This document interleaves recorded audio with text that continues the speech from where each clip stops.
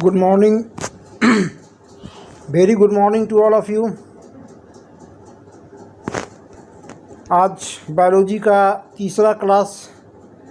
चौथा क्लास होने वाला है। ह्यूमन डिजीज, मानव रोग है ना, मानव शरीर से संबंधित जितनी बीमारियां हैं उसके बारे में हम लोग चर्चा करेंगे। Okay, Premlata good morning, Priyanka good morning, सभी लोगों को गुड मॉर्निंग। ठीक है, तो ह्यूमन डिजीज मानव शरीर से संबंधित रोगों का अध्ययन करेंगे, पूरे डिटेल्स में जानकारी हासिल करेंगे।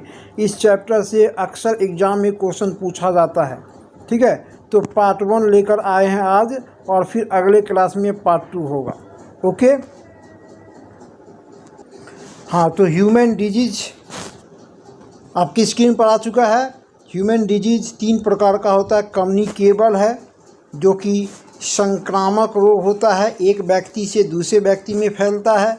नॉन कम्युनिकेबल डिजीज जो गैर संक्रामक होता है, ये एक व्यक्ति से दूसरे व्यक्ति में नहीं फैलता है। और दूसरा जेनेटिक डिजीज है, जो परिवार का रोग है, माता पिता को है तो बच्चे में भी होने की संभावना होती है। ये 3 प्रकार के डिजीज का अध्ययन करेंगे, communicable, non communicable and genetic disease. Okay, तो देखते हैं पहले कम्युनिकेबल डिजीज। कम्युनिकेबल डिजीज कौन कौन सा होता है ना। क्वेश्चन पूछा जाता है, निम्न में से कौन एक संक्रामक रोग है। तो 4 प्रकार का जो रोग होता है उसको कम्युनिकेबल डिजीज की श्रेणी में रखा गया है। प्रोटोजुआ यानी परजीवी, बैक्टीरिया यानी जीवाणु, वायरस यानी विषाणु, और फंगल यानी कवक।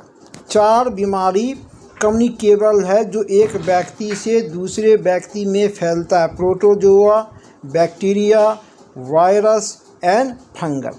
तो प्रोटोजुअल डिजीज परजीवी जनित बीमारी कौन कौन है ना। अक्सर एग्जाम में क्वेश्चन पूछा जाता है, निम्न में से कौन एक परजीवी जनित बीमारी है। आप पढ़े हुए हैं, उसके बाद भी आपका क्वेश्चन गलत हो जाता है। तो क्वेश्चन गलत ना हो, आपका सटीक आंसर दें, इसके लिए ये कोड आपको ध्यान में रखना होगा। ये कोड ध्यान में रखना होगा। ठीक है, कौन सा कोड है। काला निद्रा मले परजीवी पेति सुस्वे दमा पायरिया। काला निद्रा मले परजीवी पेति सुस्वे पायरिया। दमा को हटा दीजिए, क्योंकि दमा जो है अब ये माना जाता है फंगल डिजीज में। ठीक है, इसलिए पायरिया तक, पेति सुस्वे पायरिया। तो काला से काला जर, काला से काला जर है, काला से काला जर। इसको दमदम फीवर भी कहा जाता है या ब्लैक फीवर कहा जाता है। दमदम फीवर या ब्लैक फीवर। इसके परजीवी का नाम है लिस्मेनिया डोनोवानी। शॉर्ट में अगर याद रखना चाहेंगे तो डोनोवानी याद रखेंगे। परजीवी वाहक है सैंड फ्लाई, सैंड फ्लाई यानी कि बालू मक्खी इसका वाहक है। ठीक है, बालू मक्खी इसका वाहक है, सैंड फ्लाई।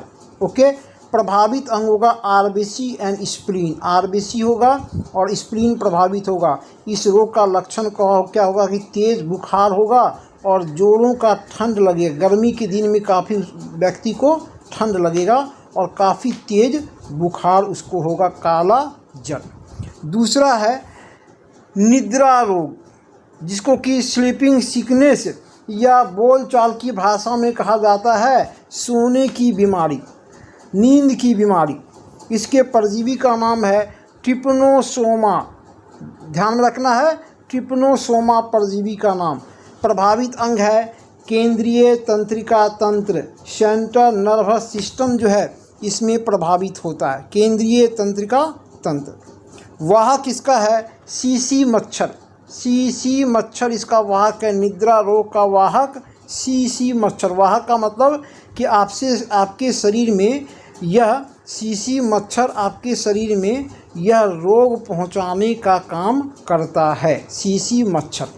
ओके, तीसरा बीमारी देखते हैं। तीसरा है मलेरिया। तीसरा है मले से मलेरिया। मलेरिया के परजीवी का नाम देख लीजिए तो प्लाज्मोडियम। मलेरिया के परजीवी का नाम है प्लाज्मोडियम।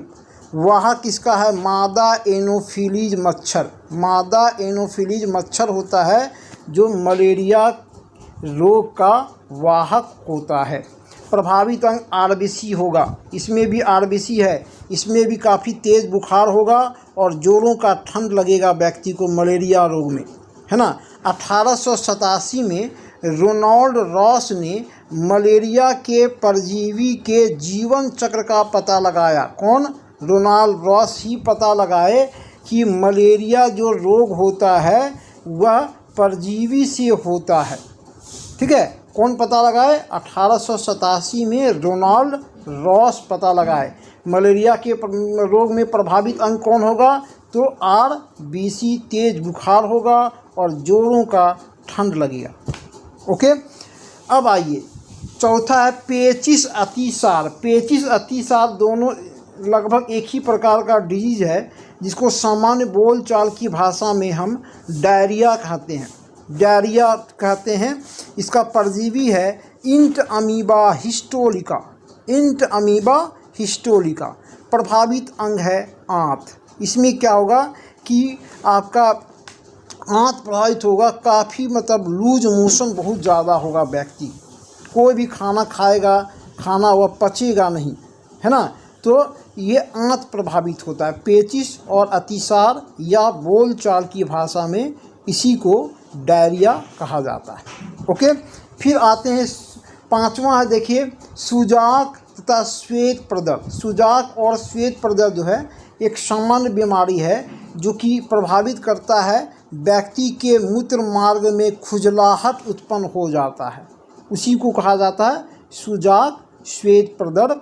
ये परजीवी से होने वाली बीमारी है, प्रभावित अंग मूत्र मार्ग। ओके, उसके बाद देखते हैं पायरिया। पायरिया का परजीवी का नाम देख लीजिए, तो पायरिया के परजीवी का नाम है Entamoeba gingivalis. Entamoeba gingivalis. प्रभावित अंग होगा मसूड़ा। इसमें पायरिया जिसको होगा तो मसूड़ा जो प्रभावित होगा, धीरे धीरे दांत उसका हिलने लगेगा, मुंह से बदबू आएगा और दांत अंततः वह टूट के गिर जाएगा। ये पायरिया होता है। तो ये मुख्य रूप से 6 प्रकार का बीमारी ध्यान में रखना, परजीवी जनित बीमारी। कोड याद रखिएगा, कभी क्वेश्चन आपका गलत नहीं होगा। काला निद्रा, मले परजीवी, पेती, सुस्वे, पायरिया। इसमें काला जर, निद्रा रोग और मलेरिया विशेष रूप से ध्यान में रखना है। ओके, तो ये हो गया आपका परजीवी जनित बीमारी। बैक्टीरियल डिजीज है ना, जीवाणु जनित बीमारी आपकी स्क्रीन पर आ चुका है। इसका भी कोड याद रखना है। कोड याद रखेंगे, क्वेश्चन कभी गलत नहीं होगा, क्योंकि पढ़ने का उद्देश्य है आपका क्वेश्चन एक्यूरेट होना चाहिए, सही होना चाहिए। ठीक है, इसलिए कोड ये ध्यान में रखना है। ये कोड ध्यान में रखेंगे, क्वेश्चन आपका गलत नहीं होगा। ये हमेशा एकदम प्रूव किया हुआ है कि क्वेश्चन गलत नहीं होगा। ओके, तो कोड क्या है ये देख लीजिए। कोड है ली एंड मी। यहाँ पर देखिए कोड लिखा हुआ है Lee and me.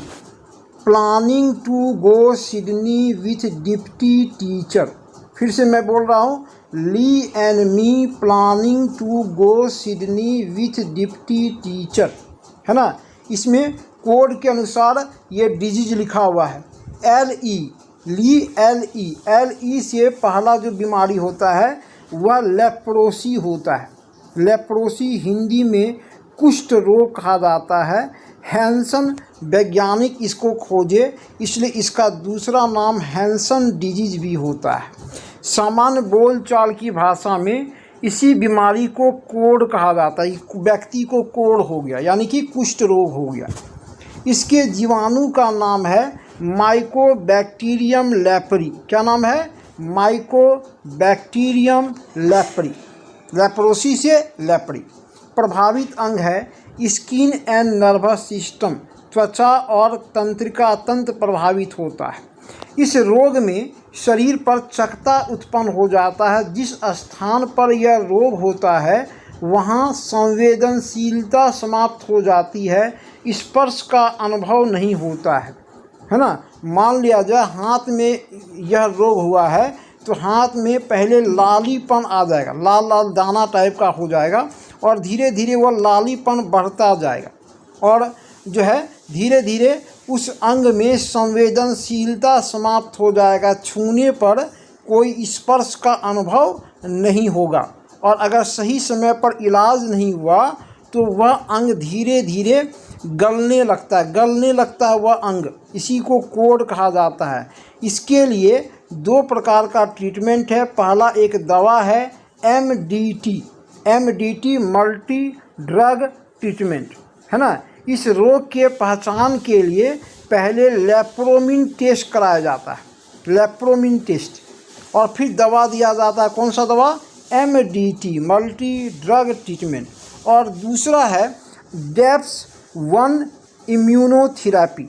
DAPS1 immunotherapy जो है, इसके माध्यम से कई एंटीबायोटिक, एनाल्जेसिक इत्यादि दवा के माध्यम से इस रोग को जो है समाप्त किया जाता है। DAPS1 इम्यूनोथेरेपी किस रोग से संबंधित है? तो लेप्रोसी बीमारी, कुष्ठ रोग से संबंधित है। ओके। दूसरा देखिए AN से एंथ्रेक्स। एंथ्रेक्स के जीवाणु का नाम है बैसिलस एंथ्रेक्स। प्रभावित अंग पैर तथा घुटनों का जोड़। इसमें जो है ये एंथ्रेक्स बीमारी मुख्य रूप से मवेशियों का बीमारी, गाय और भैंस में होता है। लेकिन वैसा व्यक्ति जो गाय और भैंस के नज़दीक ज़्यादा समय व्यतीत करता है उसको यह रोग होता है एंथ्रेक्स। जीवाणु का नाम बैसिलस एंथ्रेक्स। पैर और विशेषकर घुटना का जो जोड़ है वह इस बीमारी से प्रभावित होता है। ओके। तीसरा है मेनिंजाइटिस का दूसरा नाम है ब्रेन फीवर 3 प्रकार का होता है, या ध्यान में रखेंगे। ब्रेन फीवर 3 प्रकार का होता है। मेनिंजाइटिस पहला, दूसरा इंसेफ्लाइटिस, और तीसरा आपको जापानी इंसेफ्लाइटिस। तीनों ब्रेन फीवर है ना। जापानी इंसेफ्लाइटिस का हिंदी नाम है चमकी बुखार। ये तीनों ब्रेन फीवर है, ब्रेन में फीवर होता है। मेनिंजाइटिस जो होता है वह निसेरिया नामक जीवाणु के कारण होता है। निसेरिया, मेनिंजाइटिस के जीवाणु का नाम निसेरिया। प्रभावित अंग, चूँकि ब्रेन फीवर है तो प्रभावित होगा ब्रेन। वाहक जो है सूअर होता है। यह रोग वैसे जगहों पर ज़्यादा फैलता है जहाँ गंदगी ज़्यादा है, सूअरों का निवास है, वहाँ पर ऐसे रोग के फैलने की संभावना ज़्यादा होती है। Meningitis, brain fever. ओके। अब आइए प्लेग के जीवाणु का नाम पास्चुरेला या बैसिलस पेस्टिस भी कहलाता है। पास्चुरेला या बैसिलस पेस्टिस। प्लेग का एक दूसरा नाम है काली मौत इसलिए कहा जाता है कि जिस व्यक्ति को प्लेग होता है अंत समय में उसका शरीर धीरे धीरे काला पड़ जाता है, इसलिए इस रोग का दूसरा नाम काली मौत है। प्रभावित अंग फेफड़ा और RBC होगा, तेज बुखार आएगा और बहुत ज़्यादा खांसी व्यक्ति को होगा। ठीक है। वाहक चूहा और गिलहरी। ये प्लेग जो है महामारी की तरह फैलता है। ये प्लेग महामारी के तरह फैलता है। ठीक है। तो ये प्लेग जो है ये चूहा और गिलहरी के माध्यम से हमारे घर में यह रोग फैलता है, प्लेग, जिसका दूसरा नाम काली मौत। जीवाणु का नाम ध्यान में रखेंगे कि आपका बैसिलस पेस्टिस या पास्चुरेला। ओके। तो ये प्लेग हो गया, बहुत ही महत्वपूर्ण। ओके। अब आइए ट्यूबरकुलोसिस कैसा बीमारी देख लीजिए। इसका पहले अन्य नाम देख लीजिए। ट्यूबरकुलोसिस को बोलचाल की भाषा में टीबी, तपेदिक, यक्ष्मा, क्षय रोग भी कहा जाता है। सब एक ही बीमारी है। टीबी, तपेदिक, यक्ष्मा, क्षय रोग, है ना, सब आपका ट्यूबरकुलोसिस बीमारी है। इसके जीवाणु का नाम है माइकोबैक्टीरियम। यहाँ पर लिखा हुआ है माइकोबैक्टीरियम। जीवाणु का नाम माइकोबैक्टीरियम। प्रभावित अंग फेफड़ा। जिस भी रोग में फेफड़ा अगर प्रभावित होगा इसका मतलब व्यक्ति को बहुत ज़्यादा खांसी, कफ और खांसी बहुत ज़्यादा उत्पन्न होगा। ठीक है। 1882 में जर्मन वैज्ञानिक रॉबर्ट कोच ने टीबी के जीवाणु की खोज की। बहुत ही महत्वपूर्ण क्वेश्चन है कि टीबी के जीवाणु को किसने खोजा? तो रॉबर्ट कोच के द्वारा। कब? 1882 में। किस देश के वैज्ञानिक? जर्मन वैज्ञानिक। टीबी का जो उपचार किया जाता है वह बीसीजी का टीका दिया जाता है। बीसीजी का पूरा नाम bacillus Calmette Guérin. Bacillus Calmette Guérin का टीका कौन बनाया? तो ये कालमेट ग्यूरिन एक वैज्ञानिक का नाम ही है, कालमेट ग्यूरिन। इसी कालमेट ग्यूरिन के द्वारा बीसीजी का टीका बनाया गया। ये किस उम्र में दिया जाता है? तो बच्चे के जन्म के उपरांत 0 से 1 महीने के अंदर यह टीका दिया जाता है, बीसीजी का टीका। पूरा नाम बैसिलस कालमेट ग्यूरिन। इस टीके को कौन बनाया? Calmette Guérin. टीबी के जीवाणु को किसने खोजा? Robert Koch. कब खोजा? 1882 में। किस देश के वैज्ञानिक? जर्मन वैज्ञानिक। ठीक है। आपका टीबी के लिए एक जो है थेरेपी, एक प्रकार का मतलब उपचार किया जाता है, ड्रॉट्स का पूरा नाम डायरेक्टली ऑब्जॉर्ब्ड, ओ से ऑब्जॉर्ब्ड, TS से थेरेपी, डायरेक्टली ऑब्जॉर्ब्ड थेरेपी। यानी कि ड्रॉट्स जो है वह किस बीमारी से रिलेटेड है? तो टीबी बीमारी से रिलेटेड। ये ध्यान में रखना है, ड्रॉट्स किस बीमारी से रिलेटेड है? टीबी बीमारी से रिलेटेड है। ओके, अब आगे चलते हैं। गोनोरिया देखिए, गोनोरिया, सिफिलिस है ना, ये क्या है? तो गोनोरिया जो है ये इसके जीवाणु का नाम ही गोनोरिया है। गोनोरिया जीवाणु के नाम से यह रोग पड़ा, गोनोरिया। ठीक है। प्रभावित अंग, प्रजनन अंग होता है प्रभावित। प्रजनन अंग में सूजन उत्पन्न हो जाता है गोनोरिया बीमारी में। ओके। उसके बाद है सिफिलिस। सिफिलिस के जीवाणु का नाम है ट्रिपनोमा पैलेडियम। ट्रिपनोमा पैलेडियम। प्रभावित अंग, प्रजनन अंग और नर्वस सिस्टम प्रभावित होगा। प्रजनन अंग और नर्वस सिस्टम सिफिलिस बीमारी में प्रभावित होता है। ये खासकर महिलाओं में ज़्यादा होता है। ओके। अब आइए डिप्थेरिया। डिप्थेरिया क्या है देख लेते हैं, है ना। डिप्थेरिया जो है जीवाणु का नाम पहले देख लीजिए, कॉर्निया बैक्टीरियम। डिप्थेरिया के जीवाणु का नाम क्या है? Cornea bacterium. इसका हिंदी नाम है, डिप्थेरिया बीमारी का हिंदी नाम है रोहिणी बीमारी। रोहिणी बीमारी किसका नाम है? डिप्थेरिया का।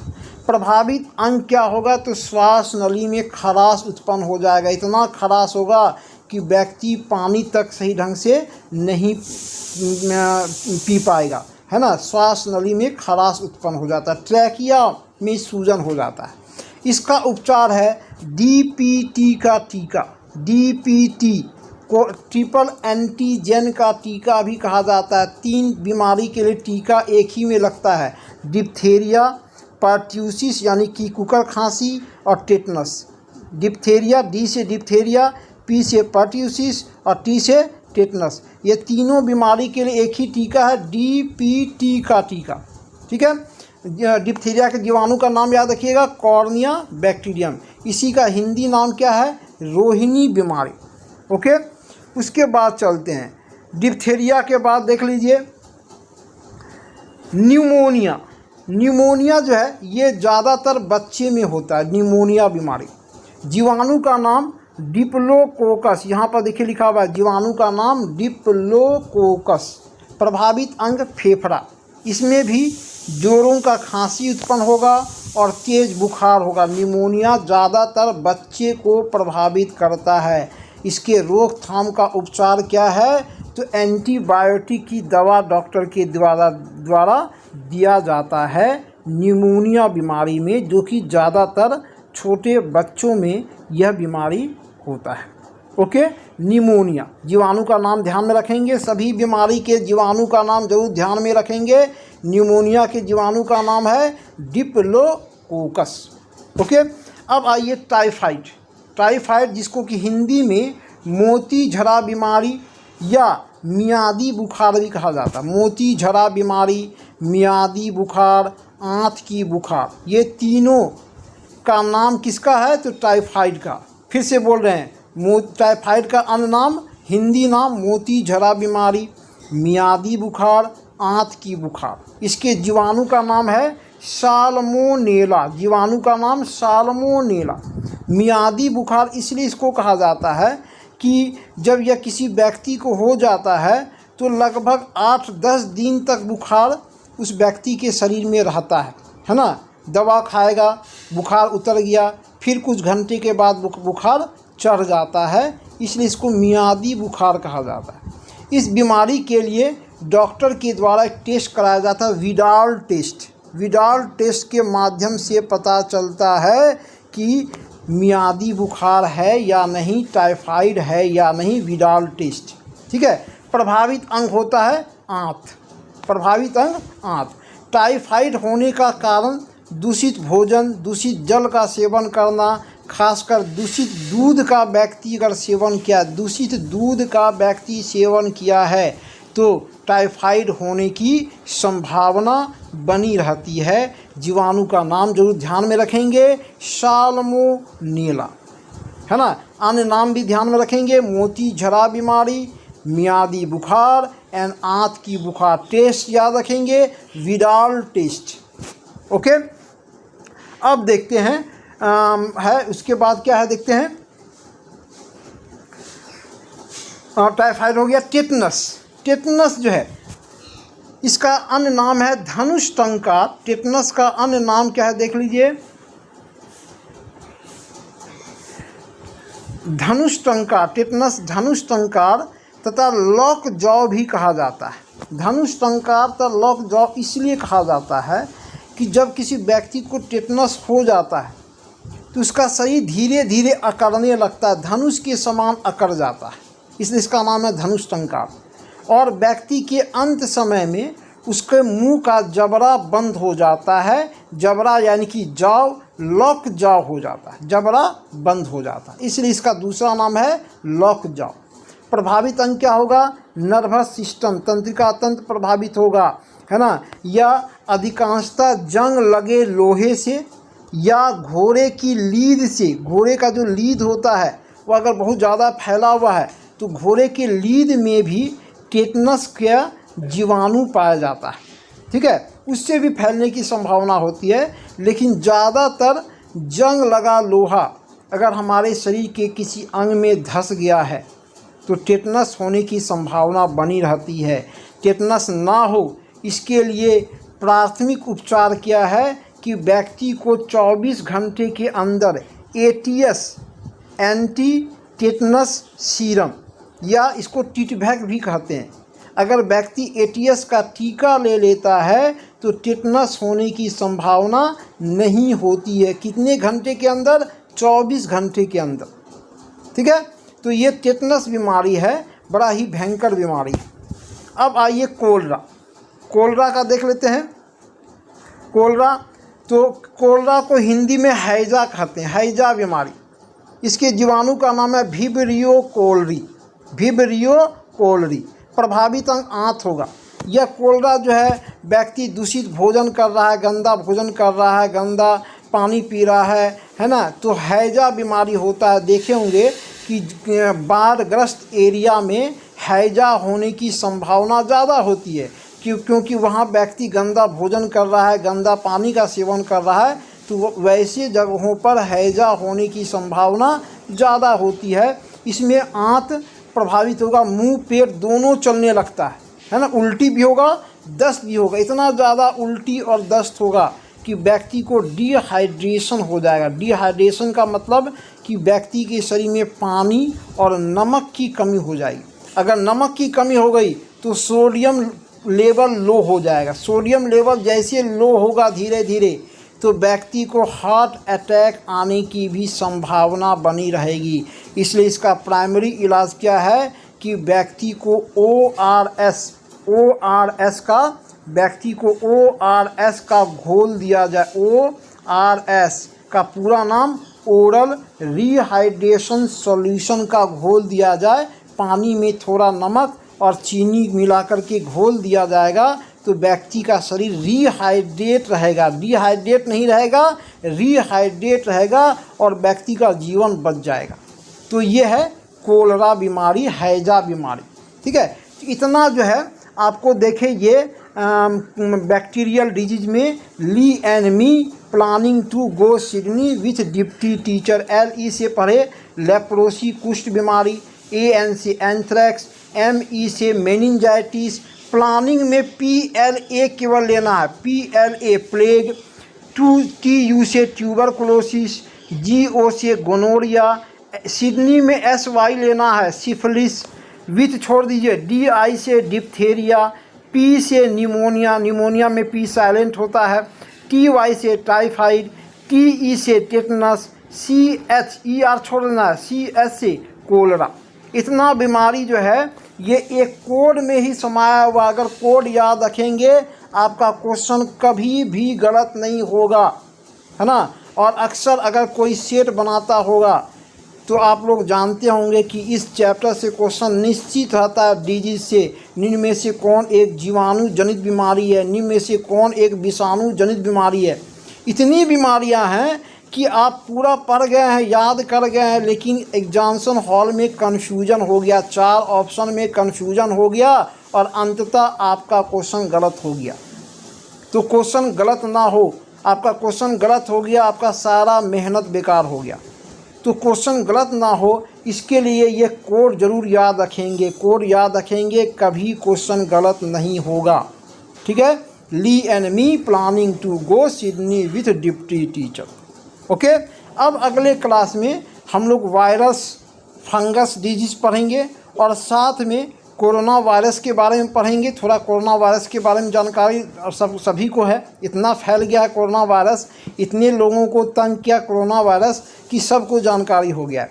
थोड़ा उसके बारे में जानकारी प्राप्त कर लेंगे और आपको पैंडेमिक, एंडेमिक, एपिडेमिक ये सब क्या क्या होता है, किसको कहा जाता है, वह भी हम लोग अध्ययन करेंगे। कल का क्लास बेहद ही महत्वपूर्ण होने वाला है, इस क्लास को नहीं छोड़ें, अक्सर एग्ज़ाम में पूछा जाता है ना। Okay, thank you to all.